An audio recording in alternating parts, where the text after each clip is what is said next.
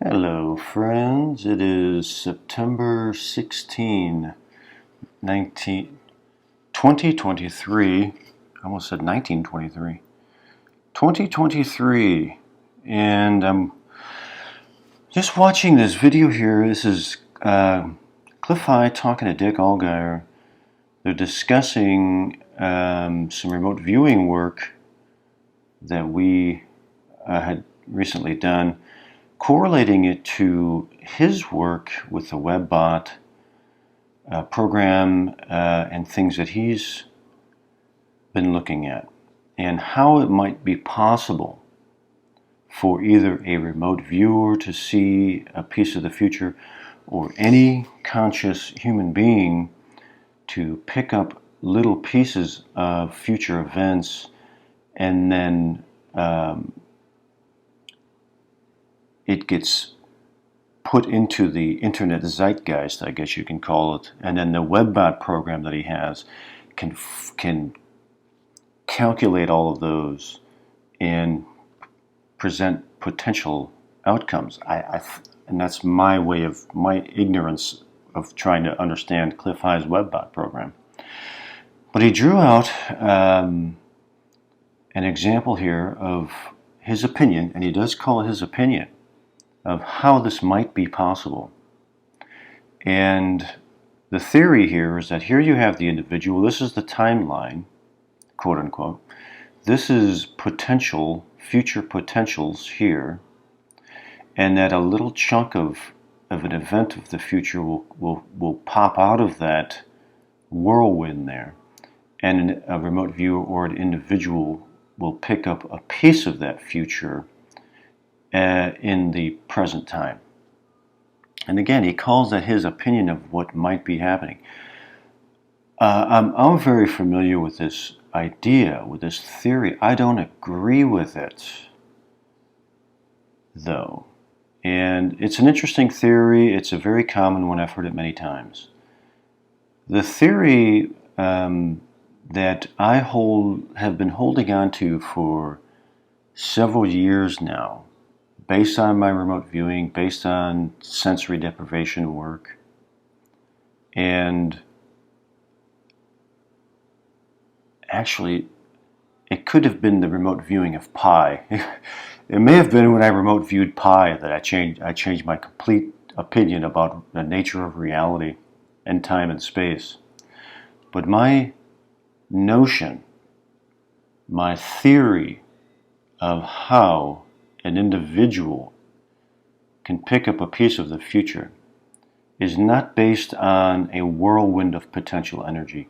It is based on that the potential already exists, and that it is less a matter of chaotic future potential, and it is more a matter of how fast our perception of time is and where we exist in the movement of time and space. Meaning that in our sense of what is real, our sense of reality here, if we calculate speeds, they can say that the Earth is rotating around the Sun at approximately 66,500 miles per hour.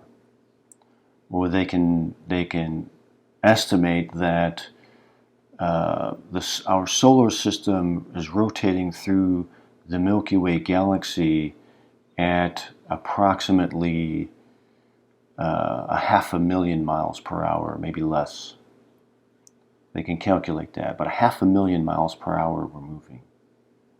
Or they could estimate that our galaxy is rotating at approximately 1.4 or so million miles per hour.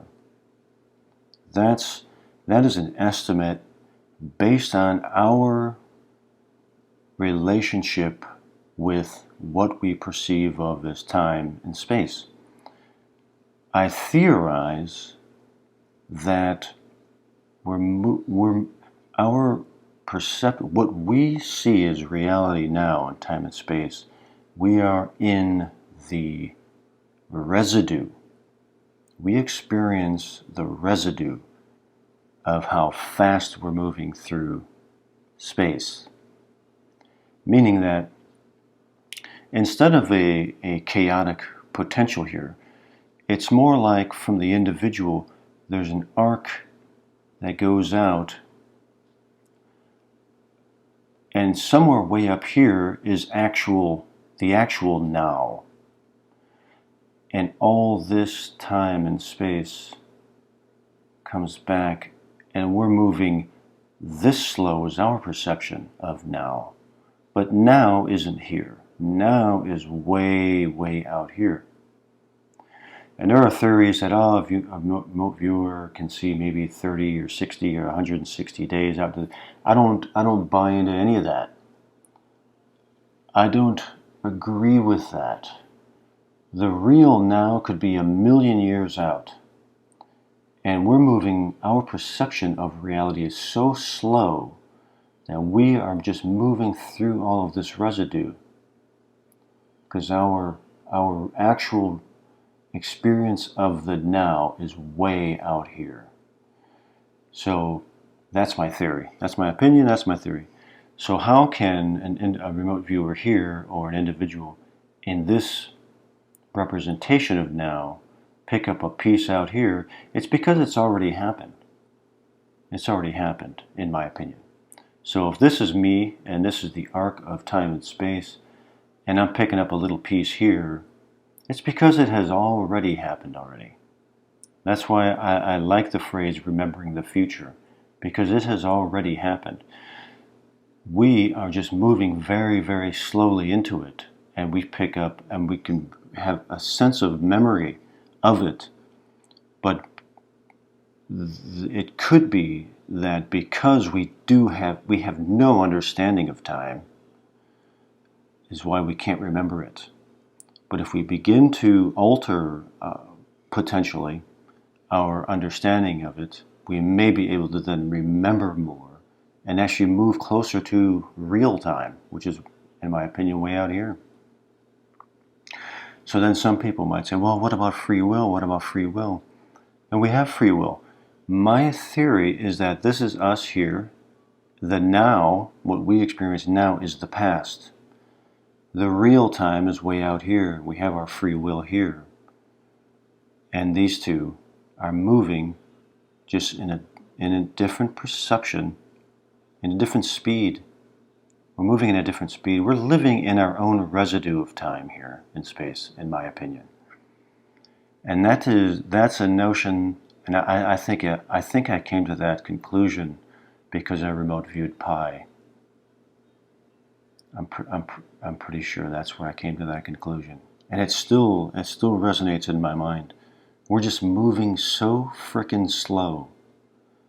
Our perception of reality is so freaking slow that imagine real time. I contemplate real time. We are so frickin' slow, man. Anyway, interesting stuff, great conversation, and I wanted to put my theory out there. The best is yet to come.